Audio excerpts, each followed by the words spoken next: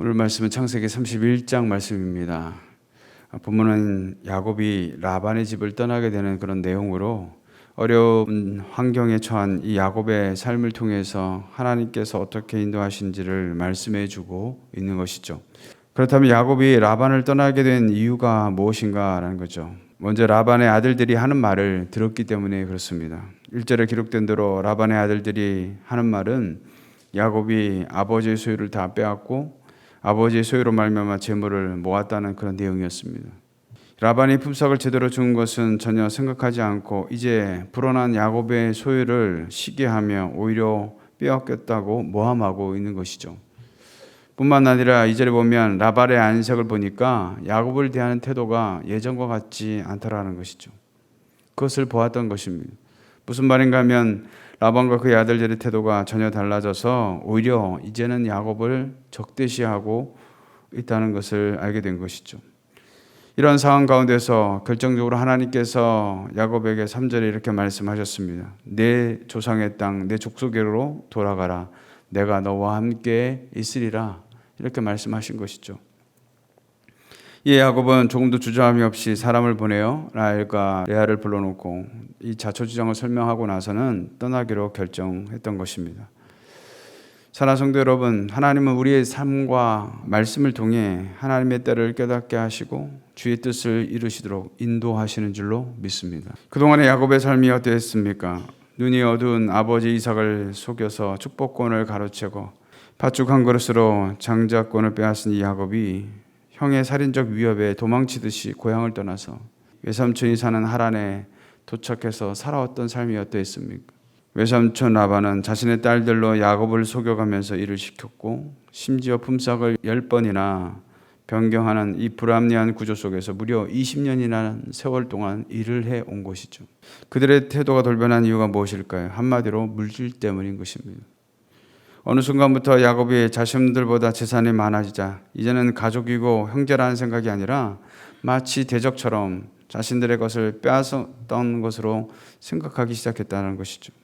누구보다 사랑하고 도와줘야 할 관계임에도 속임을 당하였고 한동안은 품삯도 제대로 받지 못하고 죽도록 일만 해오다가 비로소 물질적으로 풍족해지자 그들로부터 시기심과 적대감을 불러일으키며 이제는 야곱의 안전마저도 위협당하는 위기에 처하고 말았다는 것이죠.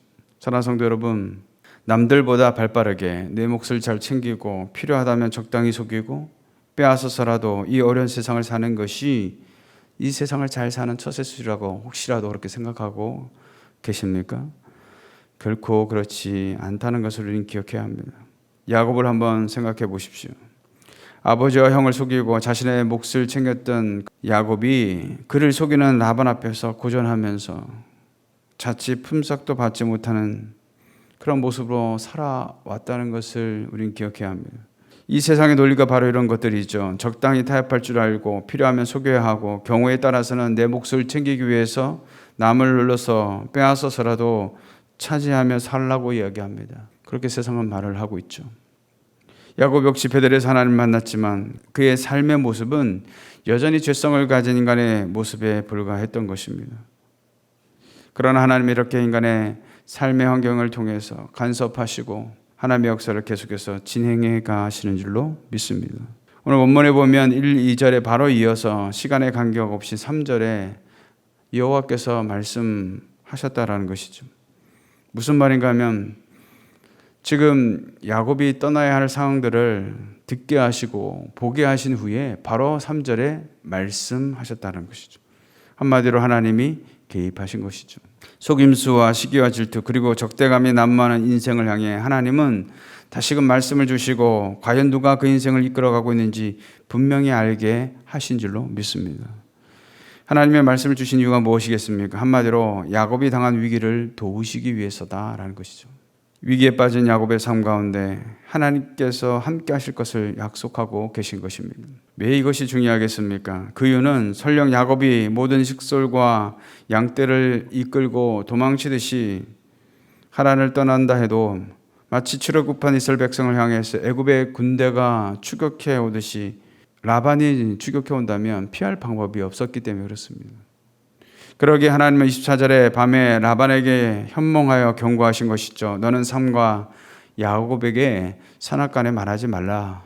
그렇게 말씀하신 것이죠. 선악간에 말하지 말라는 말은 야곱을 쫓아가는 라반을 향해서 다시 돌아가라라는 말이나 책망하는 어떤 말도 하지 말라고 하신 것이죠. 만약 하나님이 간섭하지 않으셨다면 어떻게 되었겠습니까? 무슨 일이 벌어져도 아마 벌어졌을 것이죠. 그러나 하나님은 때로 우리가 요청하지 않아도 주의 백성들이 당하는 위기 가운데 간섭하심으로 이 위기에서 건져내 주시는 줄로 믿습니다. 또한 하나님은 소원을 기억하시고 말씀을 통해 가야 할 길을 그 소원을 이룰 수 있도록 인도해 주신다는 사실이죠. 때로 우리는 현실적 문제를 놓고 실험하다 보면 하나님이 주신 비전이나 은혜 받았을 때 했던 소원도 잊어버린 채 정신없이 살아갈 때가 너무나도 많습니다. 과거에 내가 어떤 기도를 했는지도 잊어버리고 살아간다는 것이죠.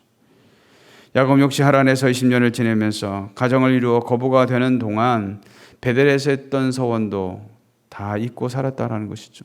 야곱은 베델에서 하나님을 만난 후에 28장 21절에서 이렇게 소원했었습니다. 내가 평안히 아버지 집으로 돌아가게 하시오면 여호와께서 나의 하나님이 되실 것이요. 그런 고백을 했던 것이죠. 소원은 누가 하겠습니까? 하나님을 만나고 그 은혜를 체험한 사람이 하는 것 아니겠습니까? 베델에서 돌을 베고 자다가 꿈 가운데 여호와 하나님을 만났고 그 하나님이 내가 누워있는 땅을 줄 것이고 너로 인해 땅의 모든 족속이 너와 내 자손으로 인해서 복을 받을 것이라 말씀하셨던 것이죠. 그러나 본문의 야곱이 처한 상황은 하나님이 보여주셨던 그 꿈은 고사하고 지금 안전하게 돌아갈 수 있을지 장담할 수 없는 그런 상황에 처해 있었던 것이죠. 그러나 하나님은 야곱의 뒤에서 계속해서 역사하셨음에도 불구하고 앞에 서 있는 야곱은 이런 사실을 알지 못한 채 어쩌면 불안불안한 상황을 이어갈 수밖에 없었던 것입니다.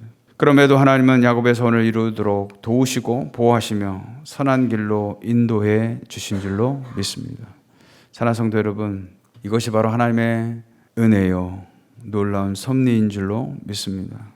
비록 현실적 문제에 흔들리는 순간에도 하나님은 여전히 간섭하시고 역사하심으로 하나님이 함께 하실 뿐만 아니라 어려운 환경 가운데서 주의 뜻을 이뤄 가시는 줄로 믿습니다. 그러므로 오늘도 인생의 어려움 속에서 찾아오셔서 간섭하시고 역사하실 하나님을 만나는 복된 하루가 되시기를 주님의 이름으로 축원을 드리겠습니다.